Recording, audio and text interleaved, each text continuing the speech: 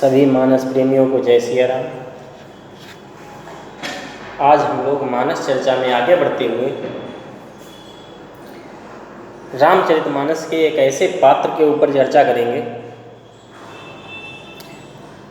जिसका नाम आप लोगों ने सुन रखा है, बाबा हनुमान जी। बाबा हनुमान जी के बारे में बाबा तुलसीदास जी ने बड़ा सुंदर भाव प्रकट किया है। सुंदर कांड में उनकी ही सभी लीलाओं का वर्णन किया गया है।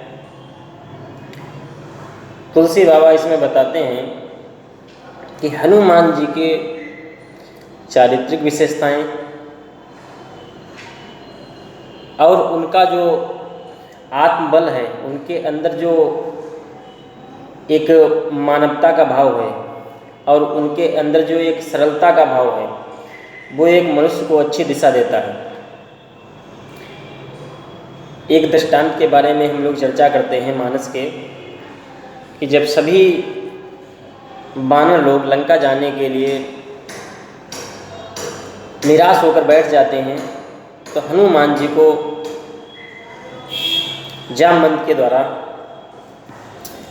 प्रोत्साहित किया जाता है। उनसे कहा जाता है कि आप चाहें तो लंका जा सकते हैं। तो हनुमान जी ने कहा, हमारे पास ऐसा कोई बल नहीं है, हमारे पास कोई ऐसी अपनी शक्ति नहीं है। अगर श्री रामचंद्र चाहेंगे, राघव जी चाहेंगे तो हम उनकी इच्छा से लंका जा कर के वापस आ सकते हैं। इसी क्रम में आगे बढ़ते हुए जब हनुमान जी लंका पहुंचते हैं तो लंका पहुंचने के बाद वहाँ पर बड़ी ही बुद्धिमत्ता के साथ लंका के अंदर प्रवेश करते हैं। मसक समान रूप कपिधरी, लंक ही चले ओ सुमेरी नरहरि। हनुमान जी ने मसक समान, मसक का मतलब कई विद्वान लोगों ने कई अर्थ मसक के बताए हैं। मसक का मतलब बिल्ली भी होता है, मसक का मतलब मच्छर भी होता है। तो हनुमान जी ने जितनी छोटी बिल्ली होती है, बिल्ली के आकार का रूप रखा और मुंह में मुद्रिका दबा करके हनुमान जी लंका में प्रवेश कर गए। और जैसे ही सीता के पास अशोक वाटिका में पहुंचते हैं तो पेड़ के ऊपर से उस मुद्रिका को डालते हैं तो सीता माँ देखती हैं। तो हनुमान जी पेड़ से नीचे आते हैं और बड़ा सुंदर शब्दों में सीता माता जब उनसे पूछती हैं कि आप कौन हैं, तो ऐसी विनम्रता का ऐसा सुंदर शब्दों में उत्तर देना हमें लग रहा है कि मानवता के लिए बहुत बड़ी बात है। एक अगर मानव के अंदर इतनी सरलता, इतनी भावुकता आ जाए तो मानव जीवन सफल हो जाएगा। हनुमान जी ने बड़े सुंदर शब्दों में उत्तर दिया।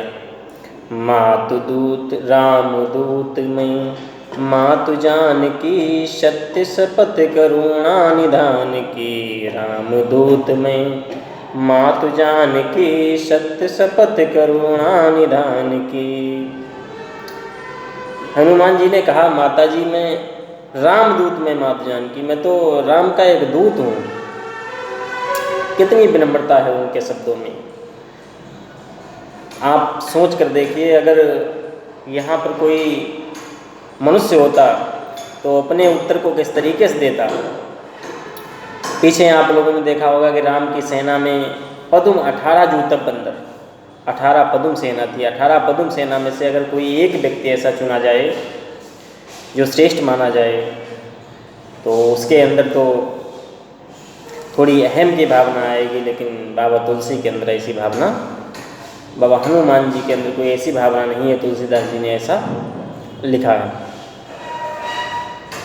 और हमें लगता है मानव को एक नई दिशा देने के लिए हनुमान जी ने ये ऐसा सुंदर भाव प्रकट किया है। और हम लोगों को हनुमान जी के इस चारित्रिक चित्रण से बहुत कुछ सीखना चाहिए। आज के लिए इतना ही। जय सिया राम।